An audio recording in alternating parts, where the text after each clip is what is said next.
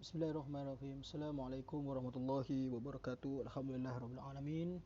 Wassalatu wassalamu ala Rasulillah wa ala alihi washabbihi ajmain. Qala rabbi shrah li sadri wa yassir li amri wahlul 'uqdatam min lisani yafqahu qawli. Alhamdulillah, bersyukur kepada Allah Subhanahu wa taala kerana hari ini Allah Subhanahu wa taala masih lagi beri kita satu peluang kehidupan untuk sama-sama kita teruskan pembelajaran dari rumah secara online dalam penata pelajaran tajwid. Jadi insyaAllah pada hari ini untuk subjek tajwid kita terus sambung mata pelajaran yang lepas, yang mana Ustaz telah sama-sama kita belajar tentang qalqalah. Kita dah tahu huruf qalqalah, kita dah tahu bahagian qalqalah, kita dah tahu maksud qalqalah daripada segi bahasa dan juga dia punya segi istilah dia. Jadi insyaAllah untuk hari ini kita akan cuba sama-sama belajar dua unit. Yang pertama sekali ialah qalqalah sughra di unit kedua, dan juga unit ketiga qalqalah kubra. Kita tengok secara ringkas dahulu. Pertama sekali semua buka muka surat 33. Jadi insyaAllah kita akan tengok pertama sekali kita akan cover dalam unit kedua qalqalah sughra, yang diberi maksud untuk senang awak faham ialah qalqalah yang kecil. Sughra ni maksudnya kecil, dia asal daripada perkataan saghir. Saghir itu maksudnya kecil. Dan juga unit ketiga qalqalah kubra. Qalqalah kubra ni maksudnya qalqalah yang besar. Jadi maksudnya dia lagi besar daripada qalqalah sughra itulah. Itu yang pasti. Dan macam mana kita nak tahu apa perbezaannya, hari ini kita akan lihat apakah perbezaan dia. Jadi sama-sama kita buka muka surat 33 unit yang kedua. Baik, bila kita cakap pasal qalqalah sughra, pertama sekali yang kita kena faham, yang kita kena belajar ialah apakah itu maksud qalqalah sughra. Jadi kita baca sama-sama. Apabila qalqalah sughra ialah apabila huruf-huruf qalqalah itu mati dan berada di tengah kalimah. Minta maaf Ustaz kuatkan volume tadi. Sekali lagi Ustaz ulang. Qalqalah sughra ialah apabila huruf-huruf qalqalah itu mati dan berada di tengah kalimah. Maksud mati di sini ialah huruf itu berbaris mati, senang. Bukan huruf itu kita bunuh dia dan dia mati, bukan. Kalau huruf itu berada di atas pula, berada terletak baris mati di atasnya. Jadi sebab itulah dia bagi tahu huruf-huruf qalqalah itu mati dan berada di tengah kalimah. Ini adalah kata kunci yang mana awak semua nak tahu perbezaan dia nanti.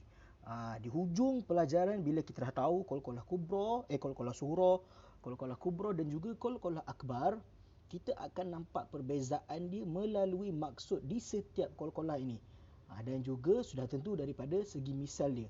Baik, kita terus pergi kepada misal dia. Baik, bila dia cakap, apa yang Ustaz perasan dekat sini, yang kita boleh perhatikan, kita boleh tekankan dekat sini ialah apabila huruf-huruf qalqalah. Jadi huruf-huruf qalqalah tu apa? Macam-macam, dia ada 5 kan? Kutubun, jaddun ataupun bajuda, qata pun boleh. Jadi pertama sekali kita tengok adakah dia huruf qalqalah antara yang 5 ini, dan juga huruf itu berbaris mati. Confirm. Syarat nak jadi qalqalah dia mesti kena baris mati. Baris mati itu untuk sughra. Dan juga dia berada di tengah kalimah, bukan berada di awal kalimah, bukan berada di akhir kalimah, tapi dia berada di tengah-tengah kalimah. Kita akan lihat pada misalnya. Ustaz akan zoomkan sikit. Kita ada 3 misal dekat situ. Pertama sekali, wa yaqta'una. Wa yaqta'una. Dengar apa yang Ustaz baca, cuba untuk tirukan. Itu yang pertama. Yang kedua, wa yabsutu. Wa yabsutu. Ustaz tak tekankan pun. Dia bunyi dia agak kecil, tetapi masih lagi kedengaran detak huruf tersebut, detak huruf qalqalah tersebut. Dan yang ketiga, yadkhuluna. Itu dia. Ustaz, macam mana cara kita nak tahu dia punya cara bacaan dia? Kebetulan inilah dia Cara bacaan qalqalah sughra. Kita tengok macam mana cara bacaan qalqalah sughra. Kita baca sama-sama. Cara bacaan qalqalah sughra hendaklah menzahirkan bunyi lantunan dengan kadar sederhana kuat. Nampak macam ustaz macam tadi ustaz baca. Awak mesti bunyikan bunyi lantunan tu kerana itulah qalqalah. Kalau tak ada lantunan maka tak adalah istilah qalqalah itu sendiri. Lantunan, detakan itu lebih kurang. Dengan kadar yang sederhana kuat. Sederhana kuat tu maksudnya apa? Maksudnya dengar kedengaran lantunan tapi tak terlalu kuat. Maksudnya awak tak terlalu tekan dia. Itulah dia qalqalah sughra. Cara nak baca dia. Macam mana ustaz? Ustaz ulang sekali, ustaz demokan untuk awak semua. Kita tengok wa yabsutu. Wa yab. Nampak? Ustaz sebut pun bunyi dia sederhana kuat je. Senang-senang je. Tak terlalu perlahan, tak terlalu kuat. Sederhana kuat. Namun, suka untuk ustaz ingatkan, yang sederhana kuat ialah yang paling perlahan di antara ketiga-tiga qalqalah, ketiga-tiga bahagian qalqalah ni. Maksudnya kita baru belajar qalqalah sughra. Nanti kita akan naik lagi qalqalah kubra dan juga kita akan naik lagi qalqalah akbar. Jadi sebab itulah ustaz nak awak semua tahu perbezaan dia nanti. Baik, kita tengok. Kita berpindah kepada muka surat 34, misal hukum qalqalah sughra. Ni dia dah bagi kelima-lima huruf yang mana awak semua boleh praktiskan, baca terus. Iqra, nampak? Bunyi sikit je, jangan bunyi tebal sangat. Yang kedua, ta, yatma'una, bunyi sekadar kuat dan sederhana, tak terlalu kuat sangat. Tak terlalu kuat tu maksudnya macam mana ustaz? Ustaz tunjuklah awak satu. Kalau andai kata awak tak tahu macam mana cara nak baca dia sebab awak tak kenal dia, dia adalah qalqalah sughra, jadi awak pun bacalah dengan detakan ataupun lantunan yang kuat. Yatta, nampak? Yatta. Tak ada. Yang itu je dah salah dah. Dengar pun bunyi pelik dah. Sebabnya kita dah tahu dah. Syarat yang pertama untuk dia jadi qalqalah sughra, dia mesti berada di tengah kalimah tu. Awak perasan tengok iqra dekat tengah kalimah. Yatma'un pun tengah kalimah. Ib pun tengah kalimah. Yaj pun tengah kalimah dan juga yad pun di tengah kalimah.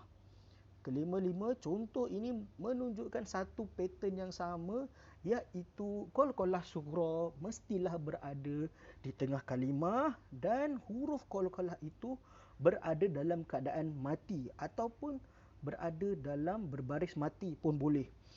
Sebab berada dalam keadaan mati tu dia nak merujuk kepada baris huruf tersebut. Baik. Itu cukup untuk unit kedua qalqalah sughra. Dan juga kita akan pergi kepada unit yang ketiga. Baik, jika ada apa-apa soalan, ada apa-apa masalah yang awak nak tanya, jangan segan, jangan malu, boleh terus tanya antara WhatsApp ustaz terus ataupun nak komen dekat YouTube channel ustaz ni pun boleh, tak ada masalah mana-mana. Yang penting jangan malu untuk bertanya dan ustaz pun tak kisah sebenarnya awak nak tanya, asalkan pertanyaan awak bukannya di luar daripada pelajaran ini, insya-Allah. Baik, kita teruskan kepada unit yang ketiga, qalqalah kubra. Pertama sekali ustaz terangkan qalqalah kubra ialah qalqalah yang lebih besar daripada qalqalah sughra. Kita boleh cakap qalqalah besar lah. Qalqalah besar. Baik. Itu dia qalqalah kubra. Kita nak tahu macam apakah dia pengertian qalqalah kubra.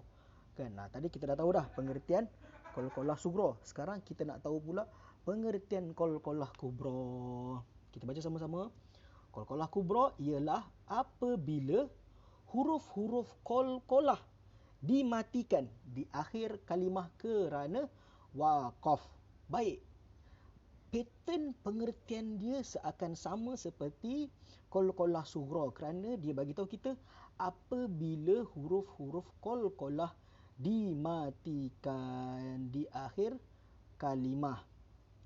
Dimatikan di akhir kalimah. Maksudnya qalqalah, huruf qalqalah ni yang 5 tadi ni, dia dimatikan di akhir kalimah dan dia tak bagi tahu pun huruf itu berbaris apa. Maksudnya apa? Maksudnya dekat sini huruf-huruf qalqalah kubra ini dia boleh jadi apa-apa baris kerana dia berada di akhir kalimah. Dia berada di akhir kalimah. Awak bayangkan kalimah tadi kita dekat tengah. Dan sekarang ini dia dekat hujung sekali. Ni awal, tengah, akhir. Baik, jadi di akhir ini mungkin dia boleh jadi baris atas, mungkin dia boleh jadi baris bawah, mungkin dia boleh jadi baris depan, mungkin dia boleh jadi tanwin, atas, bawah ataupun depan. Tetapi dia di akhir kalimah kerana waqaf. Maksudnya kita nak berhenti dekat situ. Kerana kita jumpa huruf qalqalah, maka hukum dia dekat situ kita kena bunyikan qalqalah kubra itu sendiri. Kita dah tahu dah. Dia bukan berada dekat tengah kalimah. Maksudnya kalau dekat kalimah tengah kalimah tadi, ia adalah qalqalah surah, namun ia berada di hujung kalimah. Kita akan tengok contoh dia dekat sini. Kita baca daripada surah Al-Ikhlas. Qul huwallahu ahad. Hu ahad. Nampak? Qul huwallahu ahad. Bunyinya lagi jelas daripada yang ustaz baca yang awal tadi. Lagi jelas ataupun lagi kuat lantunannya daripada qalqalah sughra itu tadi. Itulah perbezaan yang pertama. Bunyinya lagi kuat dan juga ia berada di akhir kalimah. Awak tak perlu nak hold pun. Sifat dia sama je. Dia bunyi lantunan je. Awak tak perlu nak pegang dan lepas. Itu qalqalah yang seterusnya. Namun dekat qalqalah kubra ini masih lagi teknik bacaan yang sama, cuma awak kena menzahirkan bunyi lantunan dekat dengan kuat. Itulah dia cara bacaan qalqalah kubra. Bagaimana cara bacaan qalqalah kubra? Kita baca sama-sama.